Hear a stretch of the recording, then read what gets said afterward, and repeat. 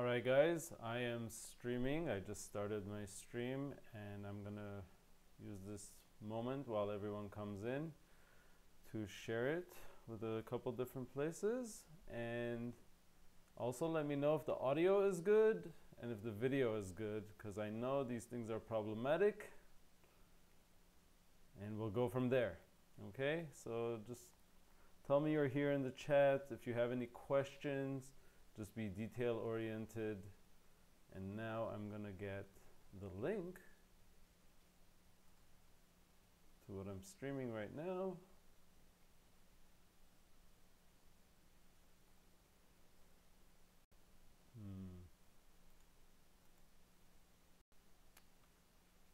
All right, we already got questions coming in.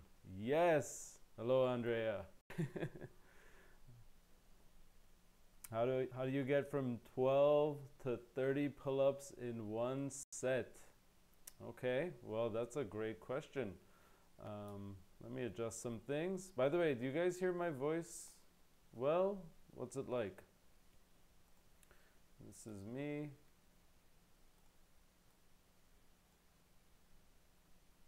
I need some confirmation that you guys could hear me well. Otherwise, I don't want to do this if no one could hear me or see me well. Okay, great. There's a little bit of a lag, so thanks for the confirmation. Well, one of the best things. Okay, awesome. We're getting confirmation. Now the weird thing is, how do I get the link to what I am streaming right now? That is so funny. YouTube makes things really hard. I swear. When it comes to live streaming, it's just it's tough. New Brick's working out right now. Awesome. If you have any questions while you're working out, let me know. All right. So to answer Andrea's first question, how do you go from 12 to 30 pull-ups in one set? Personally, I've never done 30 pull-ups in one set, but if I had to give any advice, I would say look up the fighter pull-up program, which I do have a lot of info about it actually. If you go ontronic.org slash one-arm-pull-up, one-arm pull-up basically, there is a slew of information there about the fighter pull-up program, which I used, and it will get the number of reps you can do up significantly, and it does it in a very systematic fashion. So if you go to that article and then click here, or it says click here to expand, right there. Why isn't it? There you go. It will tell you the rep scheme that you need to follow, and you can use it. You can use it to get to as many reps until you hit a brick wall. So there's even a 25 rep max program there. So I hope that helps. I hope that helps you, Andrea. And that's a good question. 30. And the final thing is, if you are heavy at all, like if you have any extra fat on your body, doing those high reps of pull-ups, it's going to be very hard. You have to be quite lean to get to those high numbers in general. So keep that in mind as well. All right, I hope that helps you. Cool. And then what is the link to what I'm streaming now? Can someone just post it in the chat? Because it's funny that I can't even find it. There's no way to share it.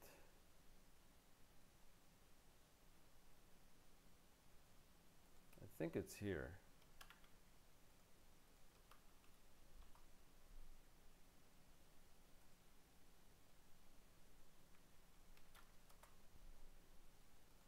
All right.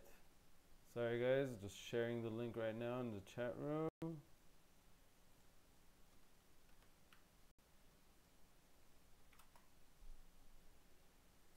All right, now back to you.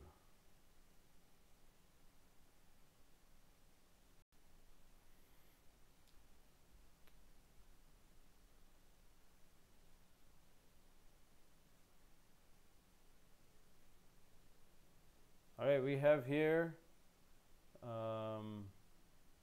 another question. Kibzan is asking, hey, I'm a skinny dude, but I have a pretty high body fat percentage. I would like to lose the extra fat while gaining weight and building muscle. Okay, if you have high body fat, but you're saying you are skinny at the same time, it just means probably that you are weak, right? Like you don't have the muscle mass.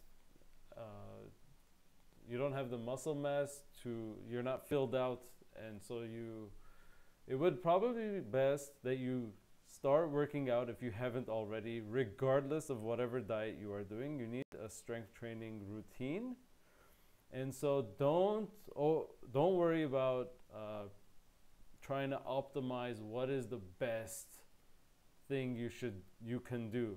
A lot of people get overworked and try to optimize, like it's premature optimization. Have you heard of that term, premature optimization? It's like don't try to do everything perfectly in the beginning. You just have to do the work in the beginning, and eventually you will be able to refine and optimize as your body starts reacting to the stimulus that you give it. Okay? So I can't answer you more specifically than that, but watch how much you eat, don't overeat. Although it will be easier to build muscle if you are eating enough. However, if you are genuinely overweight or have a high body fat percentage, you don't need to overeat to build muscle. Oftentimes you could get away with what are known as noob gains, where you will make headway even if you're doing a lot of things wrong, because the most important thing is doing something, anything, rather than nothing. Okay? So without knowing you more in detail, I can't really go more than that. All right, thanks for sharing the link, guys.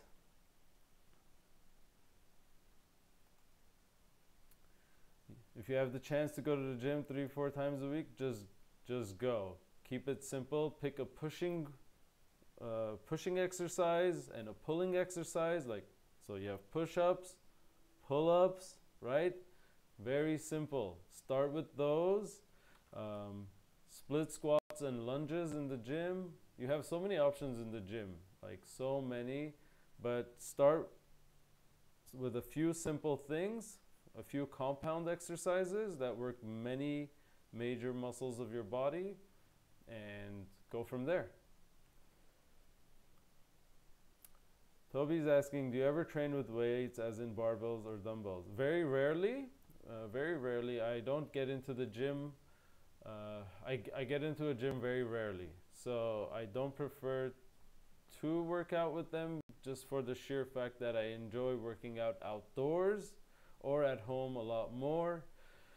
Maybe one day I will have weights at home. Maybe I will have a full gym at home one day. That would be cool too. But at the moment, no.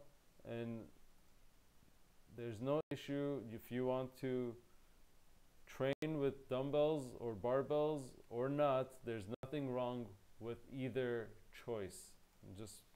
I want to make that clear as well. All right, and Nikki's asking, do you still do the recommended the keto diet for not morbidly obese or not pre-diabetic individuals?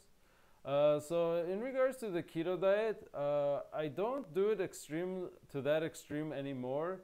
The keto diet has been something that has taught me lessons that will stick with me for life. Before, I used to know, for example, the calories to everything because I was always counting calories, right? And then I started honing in on the macros, right? Trying to get more protein in. And then the keto diet was so strict with the carb limitation that it forced me to learn the macronutrient ratios of basically all the foods that I've ever ate. So after doing that for a year and a half, I'm not necessarily doing the keto diet, but however, I am always I'm generally doing a much lower carb diet than I ever used to do for like 5 to 6 days out of the week, and then maybe I'll allow one day of the week where I'll allow myself to eat whatever I want. And even when I allow myself to eat whatever I want, it's still a relatively low carb, like, you know, a relatively low carb diet that I'm doing. The difference is that I'm not getting hung up about trying to stay in ketosis. And I used to be all about it. And when you go into too far of an extreme in one direction, you know, you pull yourself, you learn from that, and then you pull yourself back. And it's a great diet, honestly, because it forces you to cut out so many junk foods. Like, you can't go into any part of the middle of the supermarket. Like, everything becomes off limits. Can't get chips, can't get breads, pastas, processed, so many different things. It forces you to stick with vegetables and meats of various sorts for the most part. So the keto diet in general is very educational in that regards, and I do recommend it for people to experiment with it, or to at least understand the idea behind it, if they are struggling with certain things. It's not like the go-to recommendation, definitely, but it's definitely, it has its purpose, and it might be something I might recommend for people if certain things are not working, or they need a little bit, they want to try something else. So yeah, that was a good question. Thanks, Nick. By the way, you guys should check out Nick's, while we're at it, let me switch to my browser mode. If we just type Nick E, what do we get?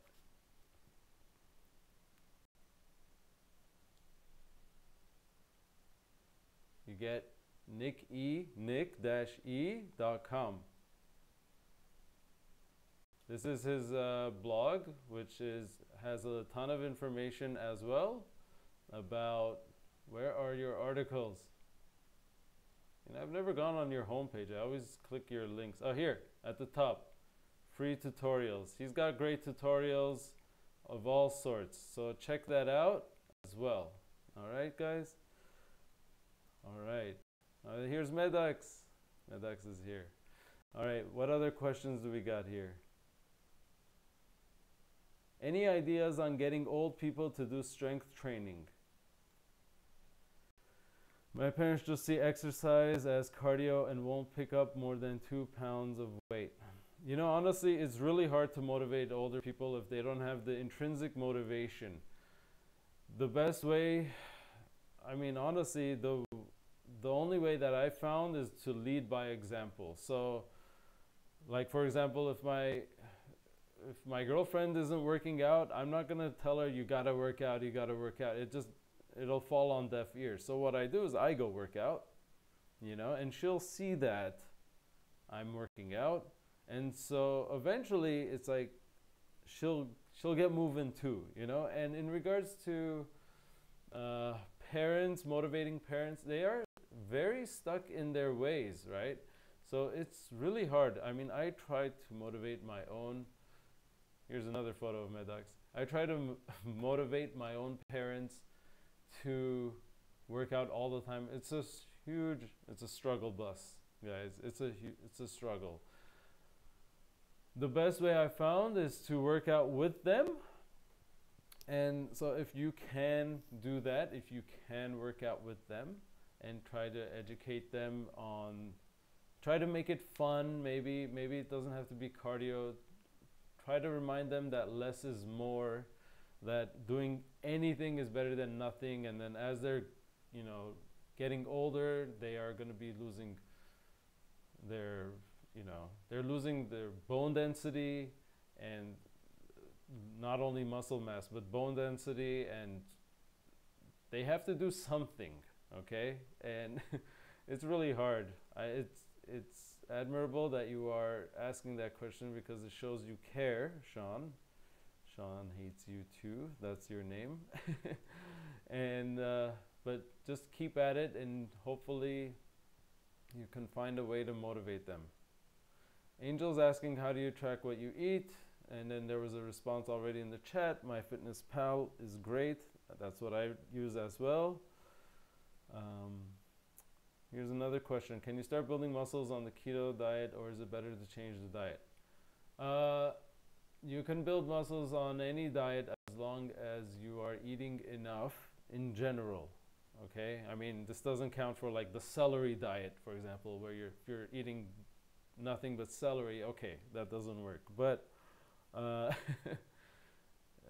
in general, if you want to, when you're working out, you're eating enough, your body is, you're giving it the building blocks that it needs, then you will be building muscle if you are strength training appropriately.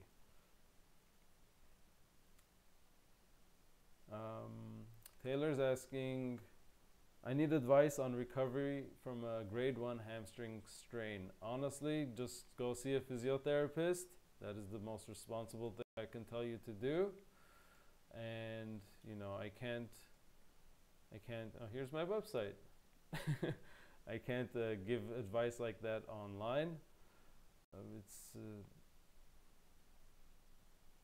Next question.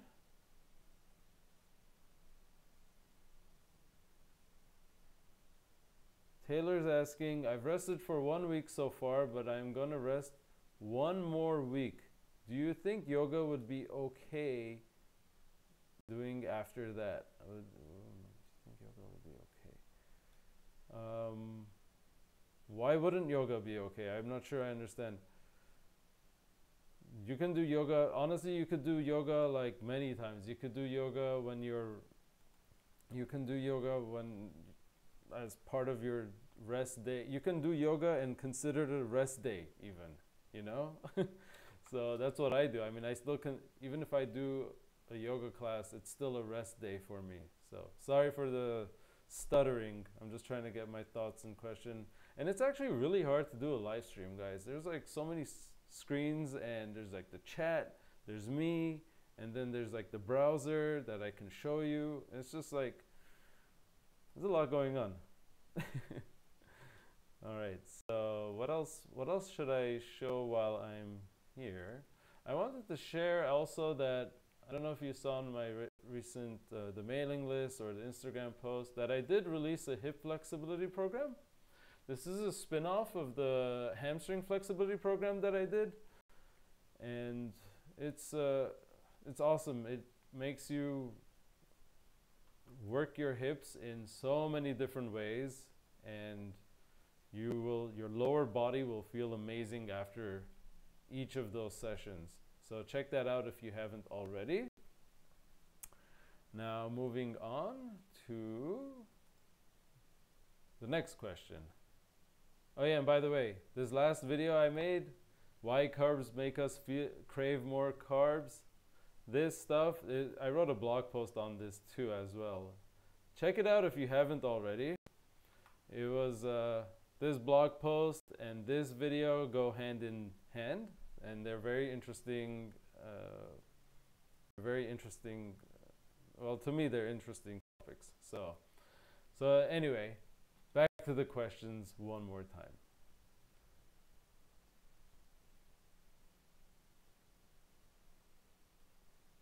Oh, there's a lot of questions here. All right, guys, I'm gonna have to be quick with them.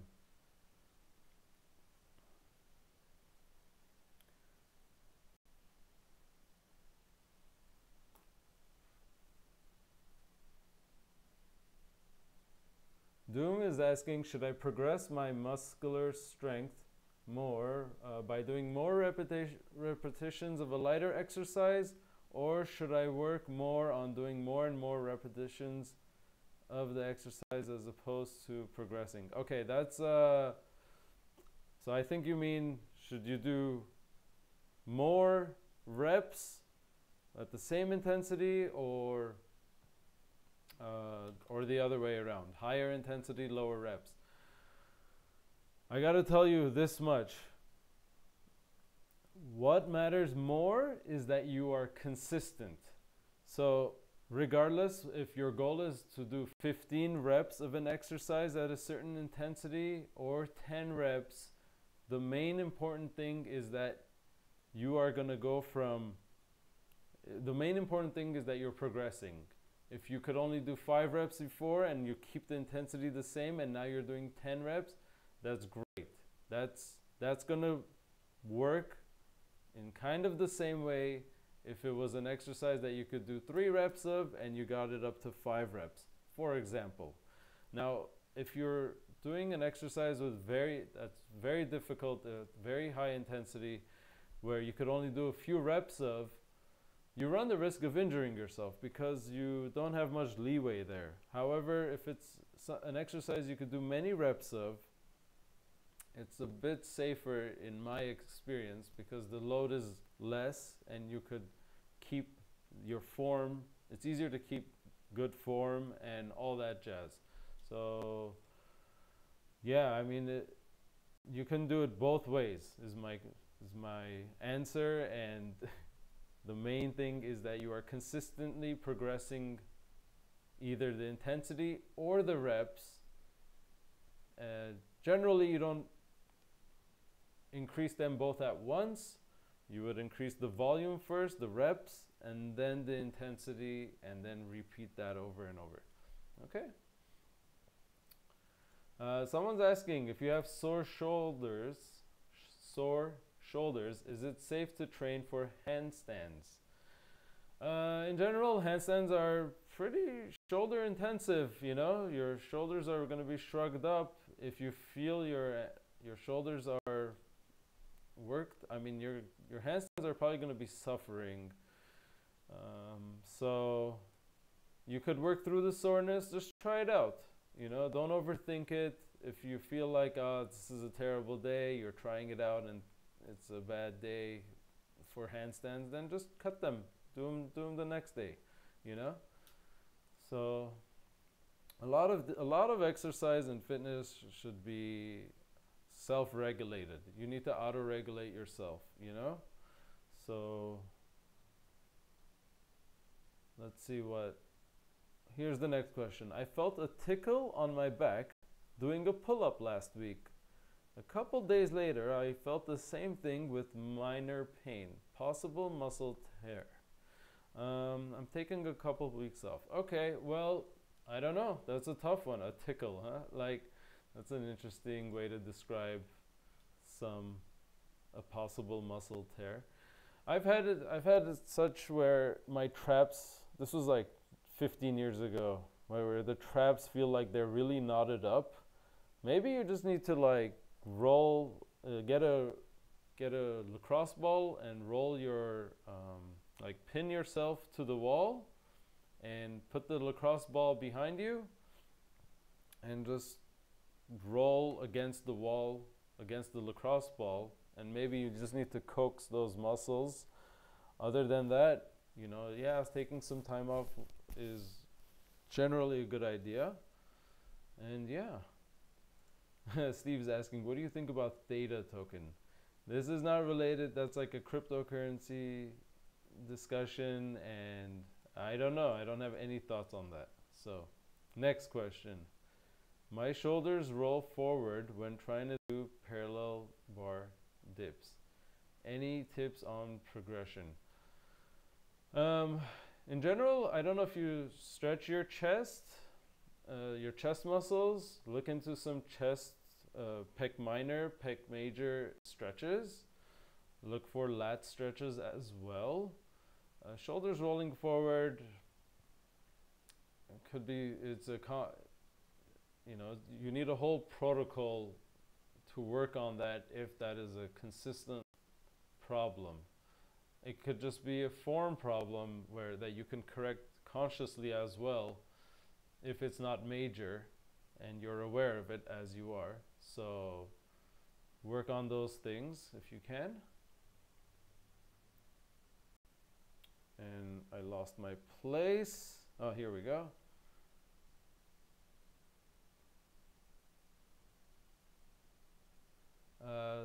Anderson is asking, I've seen a video on YouTube of a guy in Thailand doing hammer therapy on a person's spine and hamstrings, and right away the person gets a lot more flexible. Do you know how this works?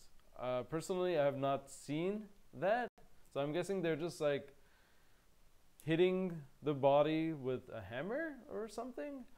You know, that's probably going to desensitize the body in some way, so whenever they stretch afterwards, they're gonna come out a lot more flexible, but it's not going to be a long-lasting change most likely.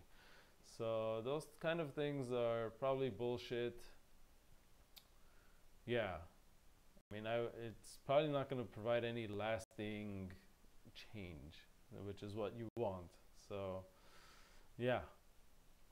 By the way, there's a lot of ways to increase flexibility just in a few minutes of time, but they're just gonna last for a few minutes as well. So this is like one of those things, all right? Just be aware.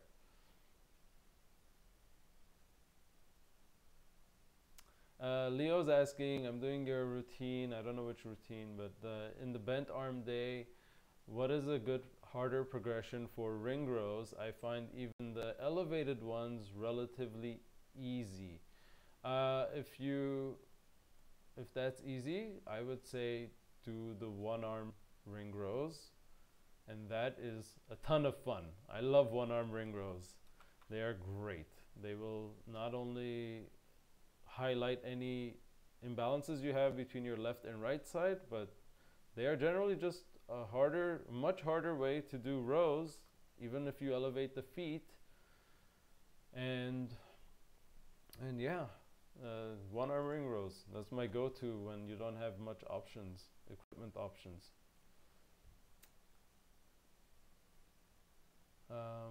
Shadow Master is saying thank you for everything. You're welcome. Thank you as well.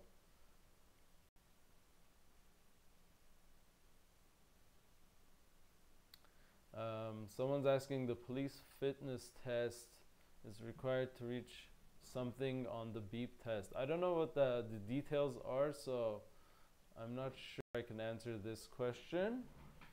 Sorry about that. Angel is asking, are you straight? Yes, I am straight. What is your process for writing? My process for writing, you know, it's pretty haphazard at the moment, but I do write on so I make a to-do list every day. And if I didn't finish yesterday's to-do list, I might just add on to yesterday's or whatever.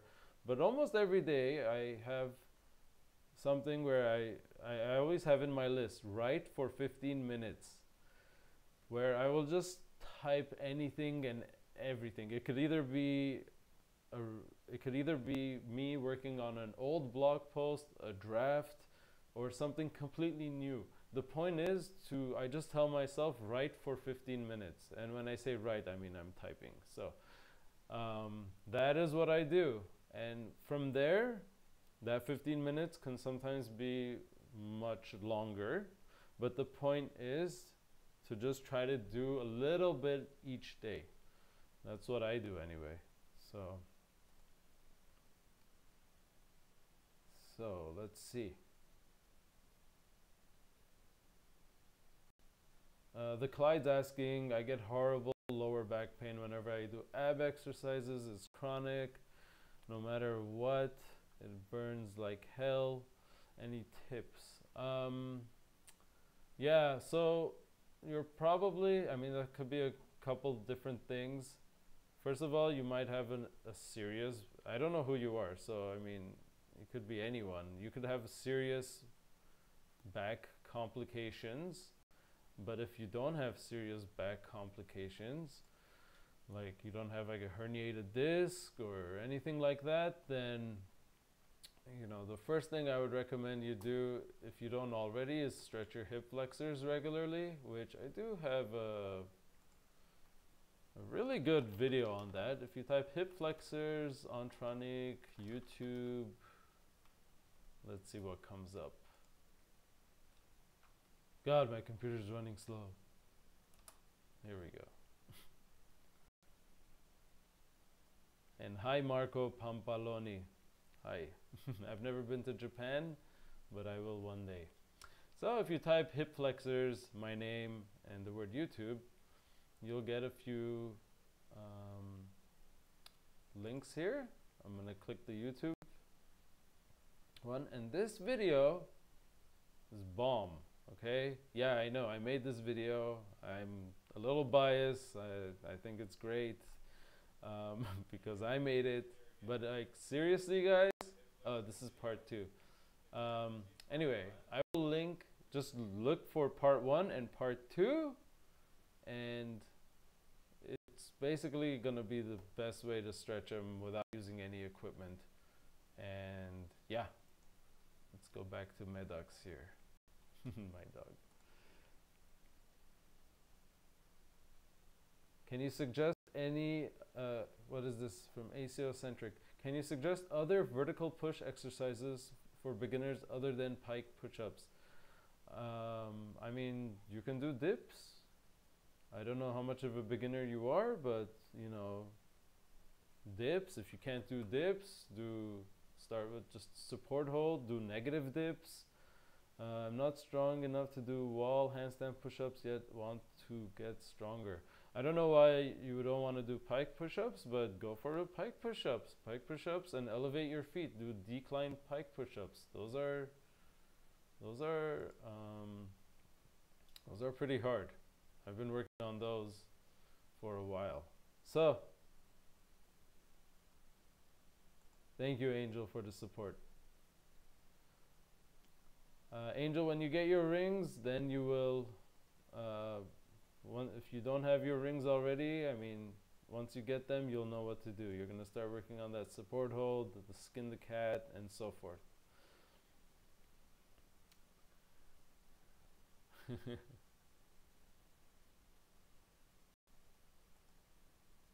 Alright, you're welcome, guys. Whoever's saying thanks, you're welcome.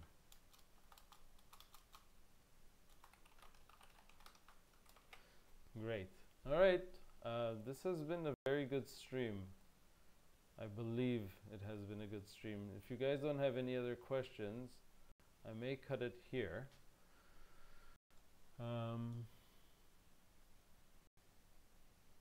But I will give it a minute. And in the meantime, I also have set up a Patreon account. Can you guys see this? Yes, you guys can. It's at patreon.com/Ontronic. I have 9 patrons now, and they're providing $96 a month, which is very, very cool. Thank you to those 9 patrons. I'm gonna have to restructure this. I'm new to Patreon, so I'm gonna have to restructure it to incentivize people to contribute, but it's a cool thing. Hopefully that helps make this more sustainable. And again, like I said before, I do have my hip flexibility program that I released on top of the hamstring flexibility program. So, and if you don't follow me on Instagram, I post, like, I go through phases, you know, where I post and then I don't post, but follow me there if you haven't already. And now let's go back to the chat.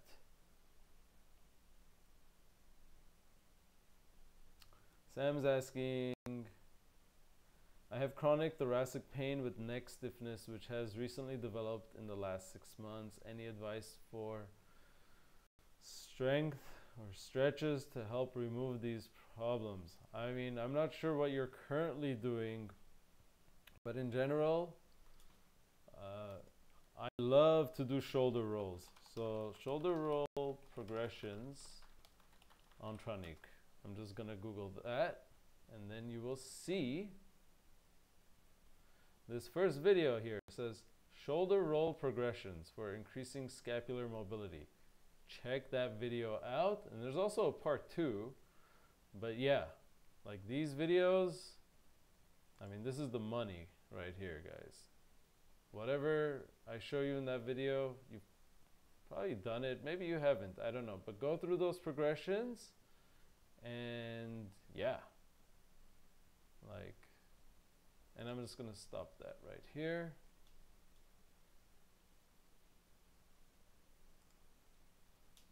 Let's go back to the chat.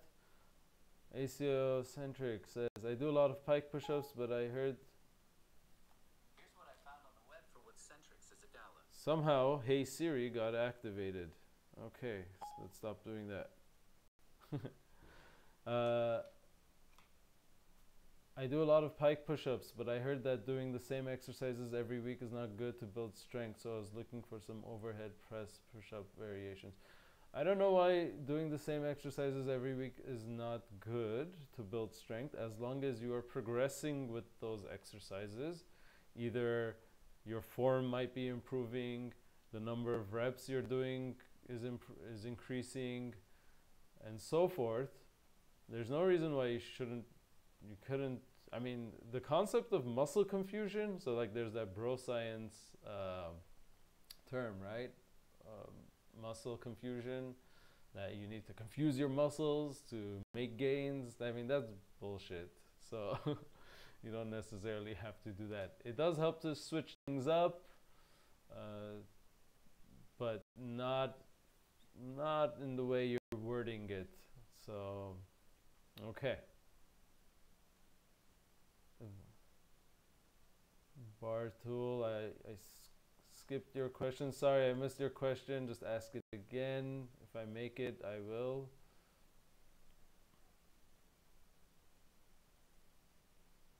Angel's asking, how do you find people to do yoga with? That's a good question. How do you find people? I mean, I go to yoga classes, right? I go to yoga studios, but I don't necessarily do yoga with them. Maybe try meetup.com, you know?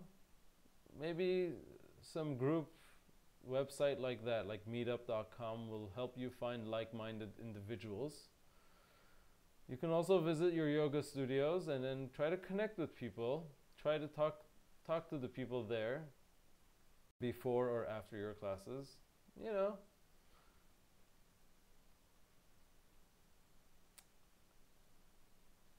John Mallon's asking, how long have you been doing calisthenics? Since about 2013, I started dipping my toes in it. And then 2014 and 2015 was when it was like, okay, I was really entrenched in it and I was infatuated with it and obsessed with it. So it's been at least 5 years now. Angel's asking about the Copenhagen plank. I mean, honestly, there's info on that. Just watch those videos Just watch those videos. It doesn't explain clearly. I mean, it's a simple movement, honestly.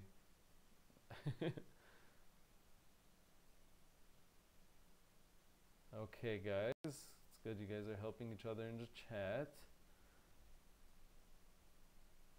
How can you improve running speed over distance? I mean, I don't know. I'm not a runner personally. So I'm not gonna have any great advice for you there. So I'm not gonna say I know how you can get your running speed up. But if it's anything like bicycling, the best thing you gotta do is just do it more and pick up the pace a little bit. That actually, picking up the pace is extremely important. Let me talk about that for a moment, because when I'm bicycling, oftentimes I can pick up the pace, but psychologically I'm like stuck in a certain cadence, and it doesn't even cross my mind to pick up the pace. But maybe when you're running, it's the same thing.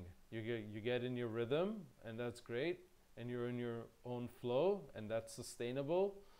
But try to remind yourself to maybe go a little bit faster, and you might find that that is sustainable as well. So, you know, You got to find that balance. How do you balance strength work and skill work? I do martial arts and find that sometimes I focus too much on strength and then lose touch with the art. That is a good question. I mean, that is something you personally have to figure out. That's a difficult. It depends on your schedule. It depends on how your programming is for your strength work. If you legit want to do more skill work and the strength work is just so heavy that it's cutting into it, then you got to be able to find a balance. You got to cut something out to allow for you to do the skill work. I mean, that's got to be a personal thing. And one thing I would recommend is don't try to do too much at once. So I guess the way to answer your question is try to laser focus, go a little more narrower focus on your strength training, on your skill work to allow yourself to have the room to do those things. So yeah. Kenneth says, I always curl in the squat rack to optimize muscle confusion. Hell yes. That's funny. Got any opinions on fasting? Autophagy sounds like an interesting side effect of it. Yeah, fasting is good. I mean, so there's different kinds of fasting. There's intermittent fasting. There's, of course, water fasting. Before, I mean, like 3 decades ago, when people said they were going to go on a fast, it just meant you're only going to drink water and you're going to do that for 3 to 7 days. And now we have all sorts of different kinds of fasts. And the meaning of fast could mean so many different things, right? Some people do intermittent fasting. I do intermittent fasting where I basically, it's nothing complicated. I just don't eat breakfast. And the first thing that goes in my mouth will be either in the late morning or early afternoon, and it won't be anything big.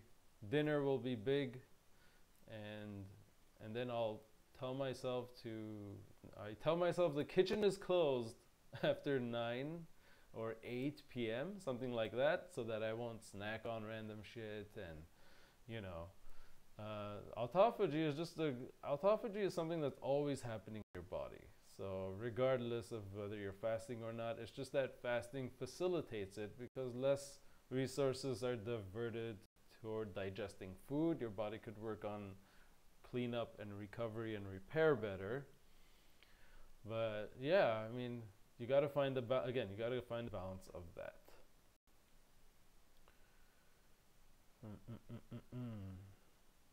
Slug is asking, do you use a weighted vest or dip belt? Personally, I don't use a weighted vest. If you had to choose between the two, dip belt is the way to go. It's just easier to scale it. With the weight vest, I mean, first of all, it's very clunky and it's very expensive and it's not as easy to adjust, and then frankly there's a limit to how heavy you could do it, as opposed to a dip belt with the weights. You can just, there's not as much of a limitation there. So yeah.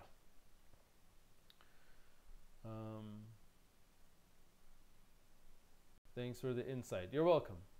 New Break's asking, is your shirt the same pattern as your sweater? No. Maybe.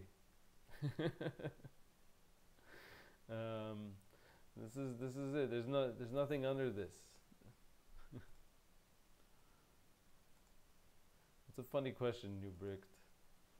All right, guys. Is there anything else? Otherwise, I'm gonna cut this off. Get your questions in.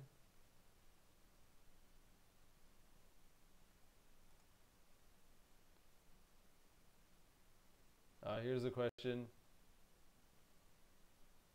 I've been trying to drink more water. My goal is 2 liters per day. The side effect is that I can never sleep through the full night because of needing to pee. Is the trade-off worth it? No, absolutely not. The trade-off is not worth it. Do not drink a ton of water before you sleep. For I don't know why you're doing it. Your goal is just to drink a bunch of water. I mean, your goal is to drink water, but are you doing it just so you don't eat as much? I mean, I drink like if it's late at night and I really want to eat something, I will have like sparkling water. I don't have it often, but I have sparkling water just for that occasion where I want to have something, but I don't want to, I just need to like satisfy that oral fixation, right? I just want to like, and I don't want to have calories, so sparkling water works for me. But in regards to your question, the sleep quality is more important than anything else. I purposely will not drink heavy amounts of water before I sleep because I do not want my sleep to get interrupted, and I don't want to get up at 4 a.m., 5 a.m. just to go pee. It's not worth it.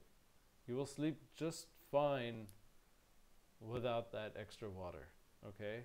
Unless you're dehydrated for some reason, of course. But we're talking like for normal reasons, it's not worth it to drink a bunch of water for the purpose, and especially not for if it interrupts your sleep.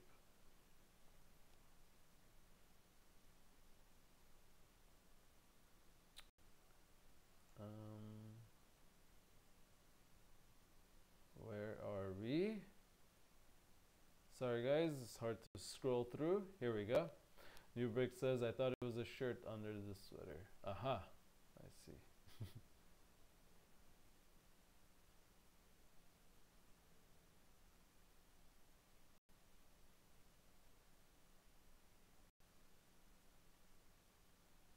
Any advice for getting out of a slump with life, not necessarily just fitness? Yeah, so, I don't know if you're depressed, but I did make a video about depression recently, and I will share that actually with you. But other than that, so I have a video here. So if you just type depression on Tronic, you get like these first two links. How to deal with depression and anxiety during the creative process is one, but the second one, how to get through depression. This one, definitely check it out. It's a good video to watch that will give you a bunch of tips. But one of those things that I will right off the bat that came off in my head to help is, if you're really in a slump and you can't get anything done, make a small to-do list. Not a to-do list per se, but just a list of the smallest things that you would like to do that would get you happy. Okay? So that means like, it could be anything. It could be like, I want to stretch, or I want to go have an ice cream. Like it could be something silly, it could be really small, it could be something insignificant to someone else, but for you, that would make you feel good, right? Just do those. Just do those little things. Don't feel guilty that you're not doing the other things that you think you should be doing or whatever. Take care of yourself first and do those few things that you think are that you want to do genuinely, okay? It could be something, it could be anything, right? You think about it. What inside you, what is it that you actually want to do, right? And just do that, and hopefully it will cause a small snowball effect of you being able to get out of that slump, Start with small things, and then hopefully they turn into bigger things, right? Don't overwhelm yourself trying to do big changes or anything like that. And getting into slumps is actually perfectly normal. We all do it. All of life happening in waves and cycles. One of the things I think about is, you know that quote, it's not really a quote, it's just a fact. The night is coldest and dark, the most dark, the night is coldest and darkest before dawn, right? So if you are really in a slump and you are at a low point, don't worry, because things will be looking up and getting brighter after that. Okay, you just have to trust that this is just part of that shitty part of that cycle. Okay, that low phase, we all have it, where we're down on motivation or we're not feeling at ease or whatever. You will eventually get out of it. Okay, and you'll learn about yourself as you do that. Okay. Freddie's asking, would you ever date a fat person? Yeah. I have. I mean, that's really superficial. I mean, superficial question. All right. Newbrick's asking a question on regards to cryptocurrency. I'm not going to answer cryptocurrency questions now. Got any tips for a type 2 diabetic trying to increase insulin sensitivity? I switched to several 300-calorie meals versus big ones and brisk walking after eating. My diet is mostly under control. Those sound like good changes. Those sound like good changes. In general, see if you can, I don't know how much sugar you're eating, but see if you can reduce the amount of sugar in general, and that will help. I mean, this is one of the reasons why a lot of people who are diabetic go for the ketogenic diet, because it helps reverse their diabetes and reduces their insulin resistance dramatically. But of course, you can't just cut out sugar like that. For you personally, maybe, but look into reducing the sugar if you haven't already. So I think that's all, guys. I answered all the questions. It's been almost an hour. Wow, time flies. I gotta say, these live streams, time flies by. They're kind of nerve-wracking. It's hard for me to get my thoughts in order sometimes, and it sometimes feels embarrassing. But you're welcome for the stream. People are saying thank you, so you're welcome. And thanks for watching, guys. I will see you in the next video. Thanks.